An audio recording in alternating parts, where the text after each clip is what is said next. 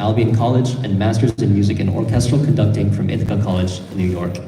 Besides his art-focused work with the Partnership for the Arts and Canton Leisure Services, Kevin is currently pursuing art studies and art history through Oxford University and enjoys teaching piano and music theory to many young residents in the Canton area.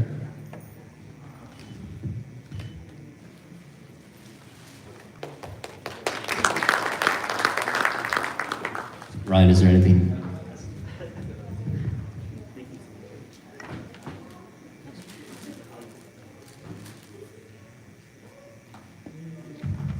Good morning, everyone. Thank you all for including me in today's joyous celebration. My name is Kevin Ryan, and I serve as the chair of the Canton Commission for Culture, Arts, and Heritage, as well as the community program director for the Partnership for the Arts and Humanities. And on behalf of Canton Township, I'd like to welcome everyone to this joyous occasion as we celebrate the life and legacy of Dr. Ambedkar. Canton is proud to partner with the Ambedkar Association of North America to embrace diversity and unity as we come together to reflect on Dr. Ambedkar's profound impact on Indian society and beyond. From his tireless efforts in social reform to his instrumental role in drafting the Indian Constitution, his legacy continues to inspire generations worldwide. To this day, his amazing leadership continues to be a driving force of motivation for political parties, workers' unions, and human rights activists. His work and advocacy for socio-political reform can be felt not only in modern India, but also around the world. This visionary leader championed equality, justice, and empowerment for all, and it is a great honor to see everyone here today to celebrate Dr. Ambedkar's ideals of inclusivity and social progress. Throughout the year, the Canton Township Commission for Culture, Arts, and Heritage celebrates and showcases numerous diverse cultural offerings, raises awareness of arts accessibility, and strives to instill an appreciation of local arts organizations, all while promoting arts and cultural resources in and around the Canton community. Some of our annual programs that we are proud to present include Canton's international festivals, the Dr. Martin Luther King Jr. Community Celebration, the Canton Annual Fine Arts Exhibition, as well as Canton's Diwali Festival of Lights, just to name a few.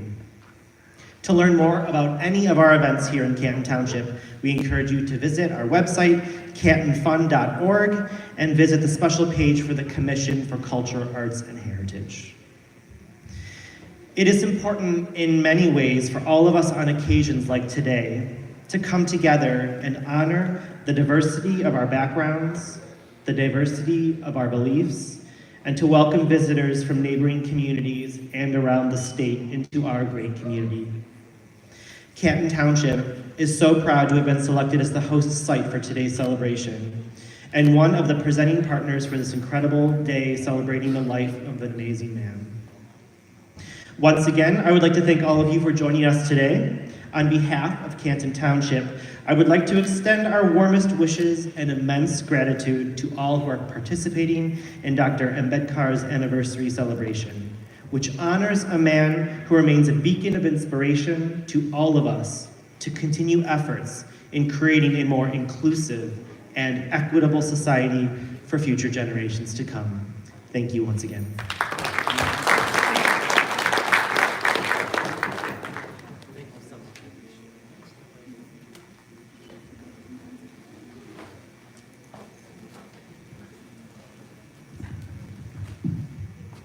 Dr. Ambedkar has a brilliant mind. He attended school when untouchables were not allowed to study and earned 9 degrees in economics and political science.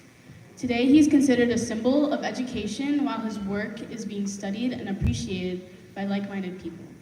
He continues to inspire educators.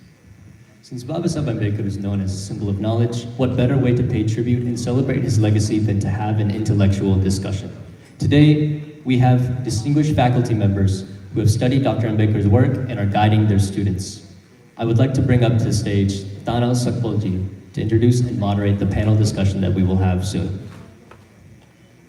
Mr. Tanaji Sakpal is an IT program manager working in the IT industry for the past 40 years and is currently working with the company Detroit Manufacturing Systems. He completed his education in physics with a specialization in electronics and financial management from the Bombay University in India.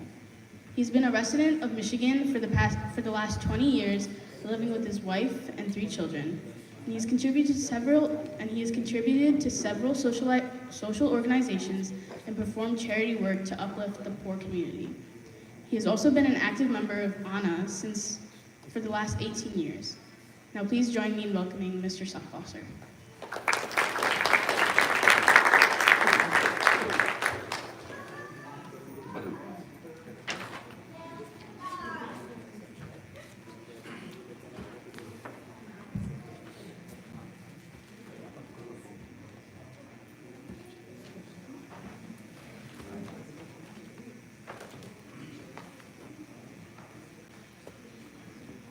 Jai Bhim, everybody.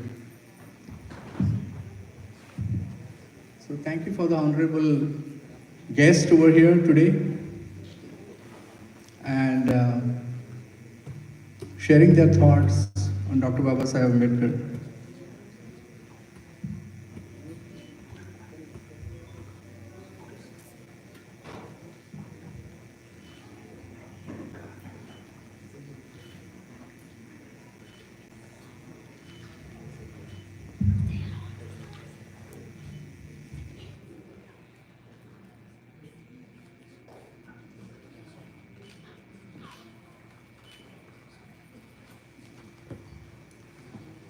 Thank you. Please take your seats.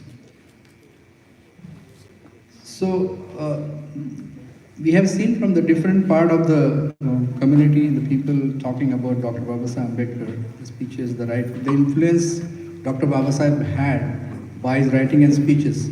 I think in this room, nobody has seen Dr. Baba Saheb Ambedkar, but he is living in this. So this is the way actually how people live after life.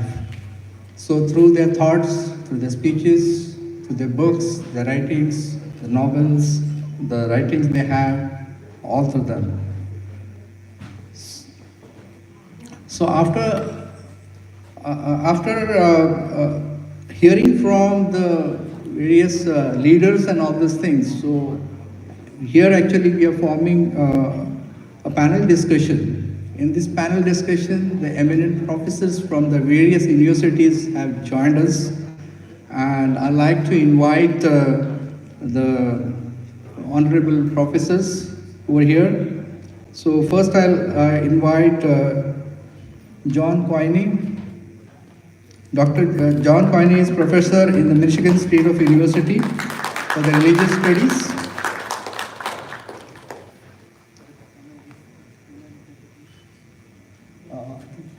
We have to this honor pushing the board.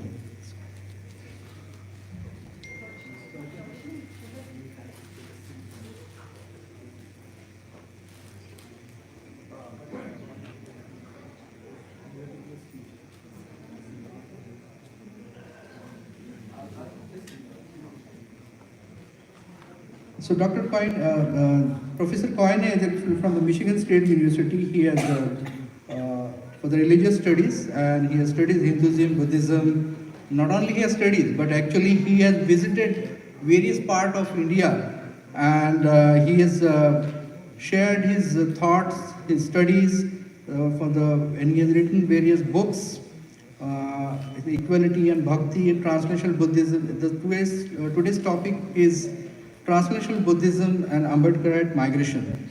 So what we are doing is actually after the speech of each of the professors, we'll have a question answer session after that thing. So Professor Coyne will actually share his thoughts, whatever the topics which he has just said about how the Buddhism can help in the daily life and all the other things. So please help me welcome John Coyne.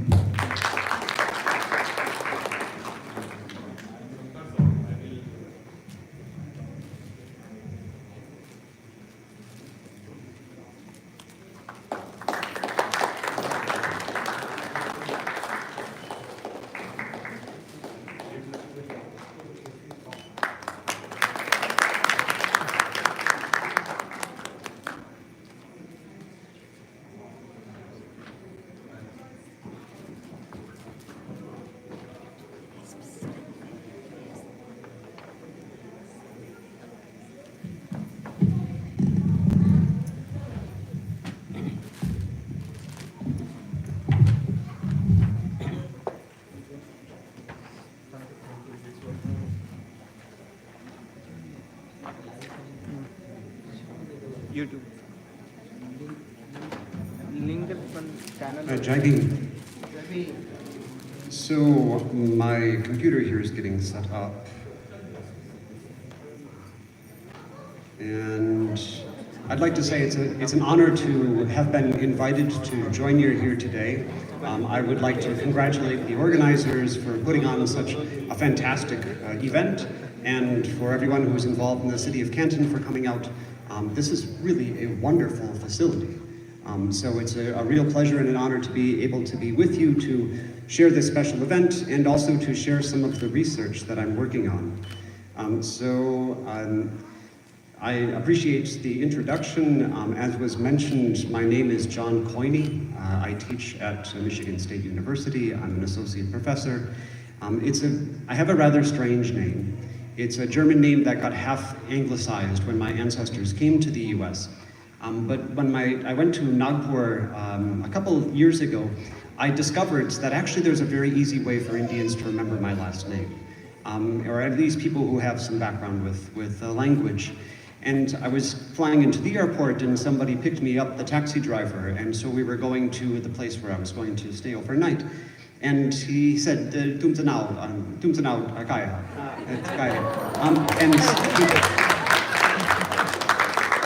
So he said, "Tumtanao kaya." And I said, "Now John Coyne." And he turned around, which was a little uncomfortable because he was driving on the street. He turned around and looked at me and he said, "Tumi koi nahi aapka." You're koi nahi, you're nothing, you're nobody. And I said, "Yeah, I guess I am." Which, if you're Buddhist, that's a good thing to be. No self, so I'm John koi nahi. So I would like to talk a little bit about an ongoing research project that I've been doing since about 2014. I've been visiting India since 1995.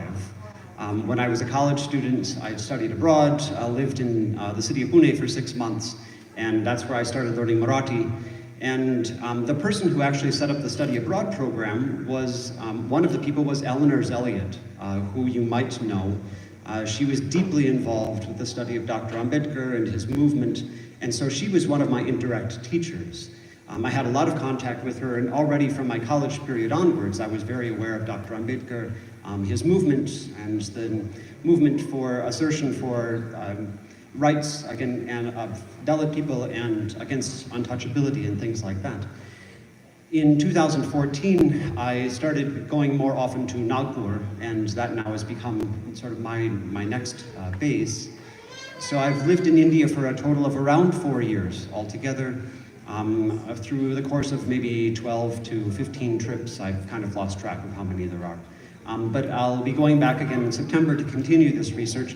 And what I'm especially interested in is how Dr. Ambedkar's idea of Buddhism and how Ambedkarite Buddhists are increasingly moving around the world and being understood by people who either don't have Indian background, but who are Buddhist, or don't have any Buddhist or Indian background at all. And so this is very much a process of translation, of cross-cultural contact.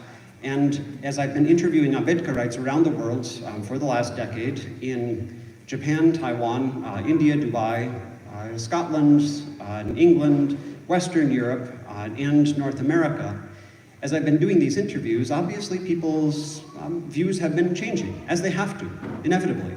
And so I've been trying to understand that. And so what I want to do is share a little bit about my research, which is really only enabled, it's only possible because people were so willing to talk with me and share with me things going on in their lives. So I ought to really say, thank you for allowing me to be welcomed into your communities and for being willing to share your lives with me, because this is formative for me in the research that I'm doing, and it's important for me to reflect this back to you, because I don't want to be the kind of scholar who just takes this data, goes and writes a book, and then never has any contact again. I've greatly appreciated the social contacts that I've had, especially with Mahesh Wasnik and Vivek Jawan and Chatak, and these contacts have been very important for me in my own life. So this is a deeply personal kind of research. What I'm looking at here, do we have this? Oh yeah, good. What I'm looking at here is transnational Buddhism, labor migration and social upliftment, recognizing that the word Buddhism, this means a lot of different things in different contexts. And I'm especially keen on trying to understand how it transforms as people move around the world. So I'll say a few things.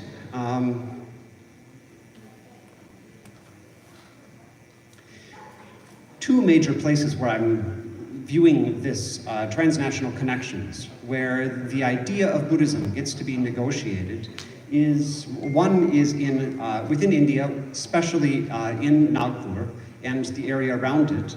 Nagpur has been a transnational portal, meaning that a lot of people who are from Buddhist backgrounds come into Nagpur and interact, and a lot of people who are from the area go out of Nagpur and settle in other places.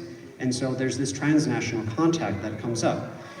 There have been a number of different, like non-Indian Buddhists who've been very active in Nagpur, Sri Lankan, Thai, British, especially through the Tri Ratna or TBM. So this is historically very important, but especially since the 1990s, groups that I've been very interested in have been Japanese and Taiwanese Buddhists. And I'm especially interested in this partially because my wife is Taiwanese and I spend a lot of time in Taiwan. And so how Taiwanese people and Indian people understand each other, or Japanese people and Indian people understand each other, you can kind of imagine is a challenge. So I've been interested to see how that plays out. And then there's obviously migration beyond India. Many of you have a lot of experience with that. And that sets up a different case of thinking about what Buddhism means in different contexts. So I was anticipating sharing only a little bit of my research. I understand that now there's a bit more time because in our schedule here there were a couple of speakers who did not come. And so I will try to be, somebody give me a flag if there's, like I'm going on too long. I'm a professor, it's a little bit easy for me to kind of go on and on. So I apologize for that in advance if that's the case. But in Nagpur, there are a number of building projects, and I'll just overview some photos here, and I hope that people can sort of see behind me and see some of these photos. The Nagaloka Buddhist Training Center, now called the Nagarjuna Training Institute, Dragon Palace Temple, Nagarjuna Mahavihar, and the Munster excavation. Do you mind, could you show your hands if you've been to any of these places? That's great. So nearly half the people's hands have gone up. This is fantastic. So I'm not going to go into a lot of detail here, but I do want to just point out, in addition to this, also coming through these contacts has been educational collaborations with Taiwanese Buddhists. I'll say a bit about that. And then a number of ways in which Japanese Buddhists have made links with Ambedkarites, both in Nagpur and in Japan. So this is a map of some of the sites there in Nagpur, just to give you a sense. You've got Dikshagumi, Nagaloka in sort of the northeastern side of Nagpur, Kampti close by just further down the road, and then Mansur and Ramtik. So the Nagaloka Buddhist Training Center, the big thing that's at the center of the campus is a walking Buddha.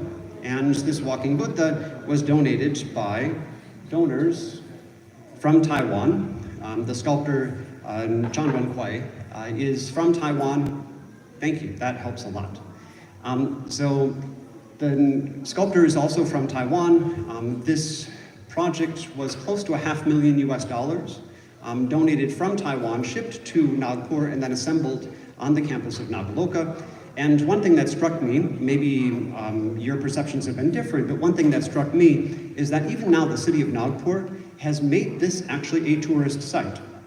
They advertise, if you're coming to Nagpur, go see the walking Buddha statue at Nagaloka, which is really rather remarkable, that not only is it a Buddhist site, but also a Buddhist site that has Taiwanese roots. So, or at least the statue does, and many of the donations also come from Taiwan. So there's a close Taiwanese contact there. Another site, this is near Mansur, an excavation site of a stupa and memorial for victims of the tsunami and earthquake in Japan. One thing I'd point out about this sort of memorial plaque is that On the left side, you have a number of names and things that are written only in Japanese script with no translation. You also have then a large dedication, also only in Japanese with no translation. You have some Hindi with no translation, and then a list of local donors in English. And so the thing that's interesting to me is you have then different groups of people coming into these spaces, understanding them in their own way, and not necessarily translating them to each other. So this one thing that's motivated some of the Japanese Buddhists, not all, but some, has a particular kind of Japanese Buddhism from a Nichiren background, where the main goal of the Buddhist practice is to recite the saying Namu Myoho Renge Kyo, reverence to the Lotus Sutra, a particular book of Mahayana Buddhism. And so we see, like here, this is called a Gohonzon. This comes from a Nichiren Buddhist background. It's established there, also with the Dragon Palace Temple. This is a way of spreading that kind of Buddhism in invocation to the name of the book itself. Then in Ramtek, there is a large meditation hall and a number of sites that are related to the philosopher Nagarjuna, the great Indian Buddhist philosopher from around the 2nd century, who for Mahayana Buddhists in Eastern Asia is extremely important. And here too, we find a number of things that are written only in Japanese with no translation. So I don't read Japanese yet. I'm working at it, but I don't read it yet. I do have Japanese friends who've helped me understand what this says, and it's rather remarkable about how the Japanese Buddhists are understanding this site on their terms and saying, here's us as Japanese Buddhists making our homage, connecting to this site of Nagarjuna, who's one of our Buddhist patriarchs. And this is rather different than Dr. Ambedkar and a lot of Buddhists in the area understand this. So this is very interesting to watch. This photo, when I've shown this to Buddhist study scholars around the world, a lot of them find this very interesting. So there's a lot of you here, and I'm not sure if this will work, but dare I ask for any input? What do you see here in this photo? This is the 2nd century Indian philosopher Nagarjuna. Anything stands out to you? Yes, you've got this sword. I don't recall any Ambedkarite imagery. Dr. Ambedkar is never holding a sword. But here you've got Nagarjuna holding a sword. What else stands out to you? Trident. Sorry? Trident. This part here, the trident? Yes. Oh, well, so this is actually the hilt of the sword, which has a very sort of peculiar thing. But that you'd say it's a trident. Yeah, it looks like, say, a trishul, like a Shiva's trident. It looks like that. Mm-hmm. It probably relates to more Tibetan Buddhism and like a vajra, a thunderbolt. Other things that stand out? One more thing, and then we'll move on. You can see I'm a professor. I'm kind of like always trying to get students to talk and engage. I'm sorry? Yes, so you've got a rosary here. How many Buddhists do you know of Ambedkarite background have rosaries? None. At least I've never met any. There's probably some out there somewhere, but I've never met any. So here again, this is Ramtek. This is like just outside Nagpur. This is a Japanese Ambedkarite collaboration, and we're seeing different forms of Buddhism kind of come through here. Also, this doesn't exactly look East Asian or Japanese either. This is sort of a transnational creation, which is fascinating. These sort of things that come together when people of different backgrounds meet, I think it's just really, really interesting. So the Dragon Palace Temple in Kamptee, their signboards are very clear that it's a collaboration between two Buddhist women, notably. So Noriko Ogawa, who is a philanthropist, had a business for providing especially healthy beds that were restorative to people's backs.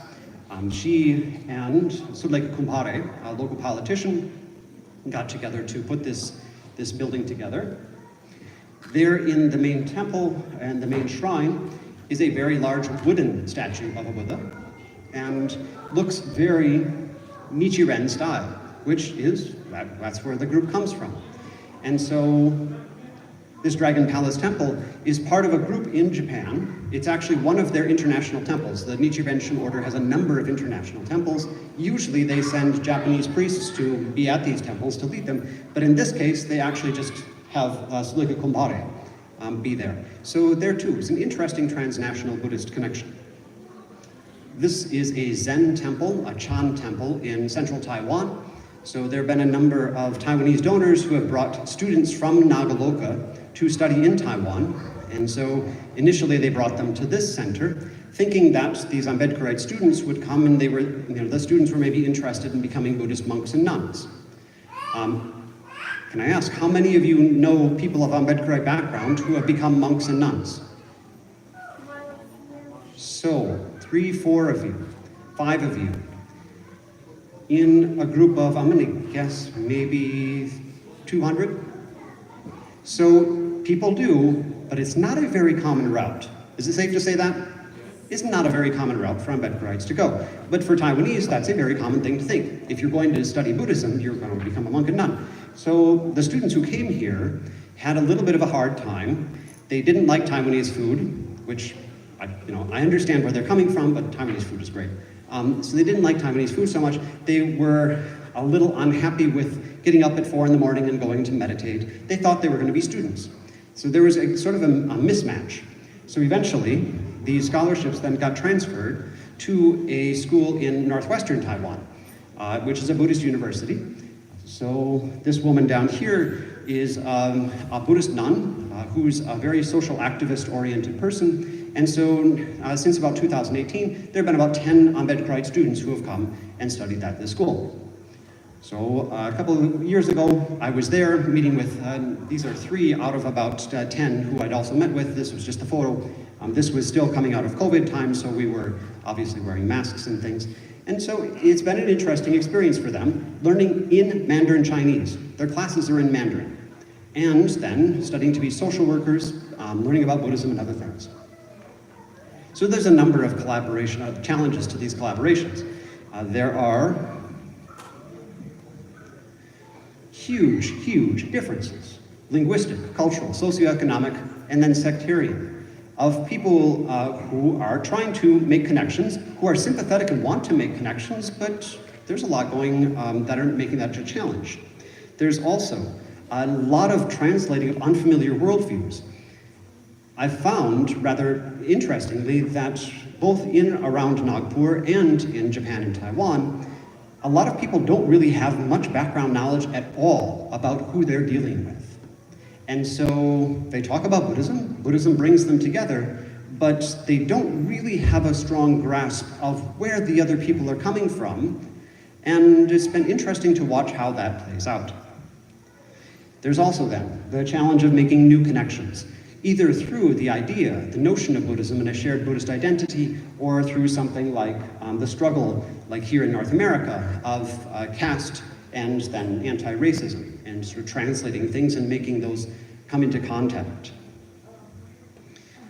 There's also then migration beyond India that's determined by what sort of access to employment people have, whether they're going to be migrating just transitorily, meaning they'll be there for just a brief time, or they're going to settle there permanently, and then the experience of growing up in diaspora, where simply being of Indian ethnicity is already a minority, and the sort of caste and Ambedkarite status, that's rather different. I've been studying this around the world, and so talking with Ambedkarites in the UK, especially there's an interesting difference between Punjabi Ambedkarites, who the Punjabis coming to the UK in the 1950s to help build the UK after World War II, settling there. Many of them actually converted to Buddhism in the UK, and then reflected that back to Punjab. That's very different than the Maharashtrians who showed up from about the 1990s onwards. Many of them have BOMSEF background, and so labor organizing background and thinking about how to organize communities. That's a big role. Oh, somehow The image here got washed out. This is supposed to be a global map here behind this. But it was, I'm trying to track who is going where at what times. And so in fact, I'd be very happy to talk with more of you if you have further information about how people have moved around the world and how groups have settled. So I will just conclude by pointing out, as I'm looking at the word Buddhism, that this is something that is something of a weak but a real binding force. For example, Ambedkarites going to Japan. They very often don't talk with Japanese Buddhists about Buddhism. Japanese Buddhists don't themselves talk about Buddhism all that much. So Buddhism plays a role, but it's not necessarily on the level of having lots of dialogue and trying to understand each other. It's doing something there. It's doing something real, but it's not a deep conversation, at least not yet. So I think of this as more of like a discursive reference point. People use the word Buddhism, they'll have an image of the Buddha, and that's something that they share, but the conversation doesn't go too much beyond that. And sometimes I think that's strategically so that people don't lift up their differences and actually have trouble working together. So establishing Ambedkarite diasporas, there's a number of things here related to Ambedkarite temples. Obviously, if you're in India, especially Maharashtra, you have lots of viharas around that are Ambedkarite. Everybody knows what happens there. In diaspora communities, aside from the UK, I think there's 3 or 4 temples that are more Ambedkarite in the UK. Aside from that, Ambedkarites are very often going to temples that were set up by Buddhists from other places, and then negotiating what happens with the role of Ambedkar. That can be kind of tricky, as you probably know. Also, what is the role of monks and nuns for Ambedkarite Buddhists? You know from in Maharashtra, the Tri Ratna, TBM, is very important, very widespread. They don't view monks and nuns in quite the same way. And so there is going to be, you know also Dr. Ambedkar had a lot to say about monks and nuns being social workers, rather than more sort of traditional style monks and nuns. So that is going to be something that's going to be worked out. And then what is Ambedkar and Buddhism going to mean for people who grow up outside of India? It was very interesting for me to talk with 3rd generation Ambedkarite Buddhists in the UK. So these are people like not only their parents grew up, or their grandparents came, the parents grew up, and then they are college students. It's 3rd generation. Buddhism in the UK, it looks very, very different. You can't take for granted with the community practicing Buddhism because the community is not around. And the idea in the UK is that the religious participation is declining. And so Ambedkarite or Buddhist identity means something really rather different there. So lots of different challenges and different contexts. I would just finish with an illustration from Japan, 2018. There was the fourth Dr. Ambedkar International Conference. This was in Fukuoka, Japan, far western Japan.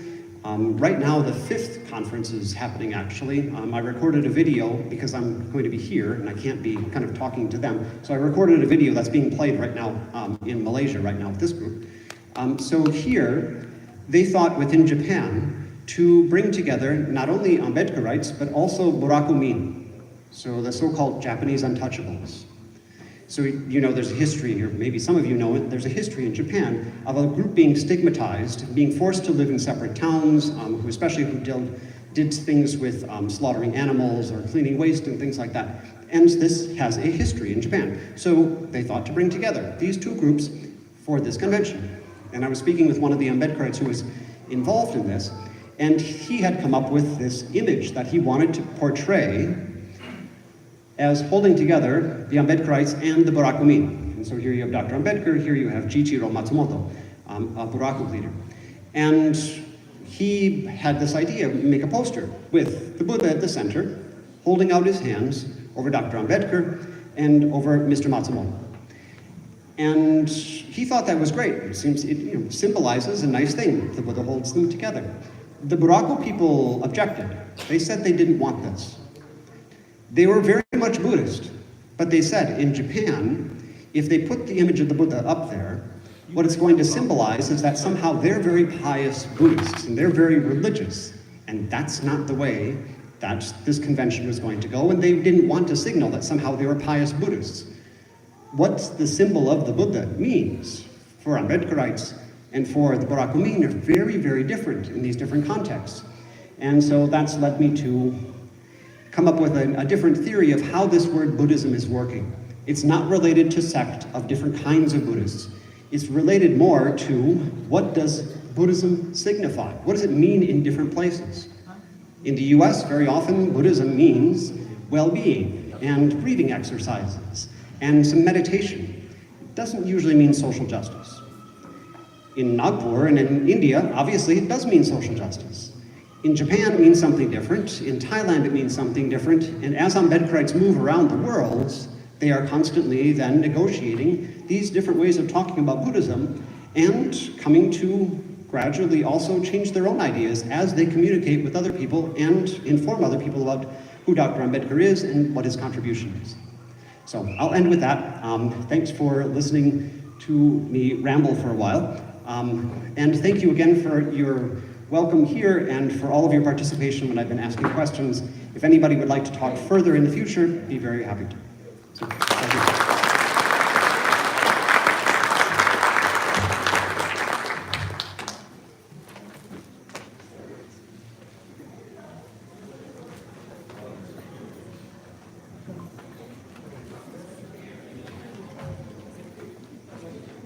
Thank you, Professor Koine. This was the in-depth study I have seen, heard for many years actually. Somebody speaking on Buddhism so authoritatively. This actually shows how compassionate study is and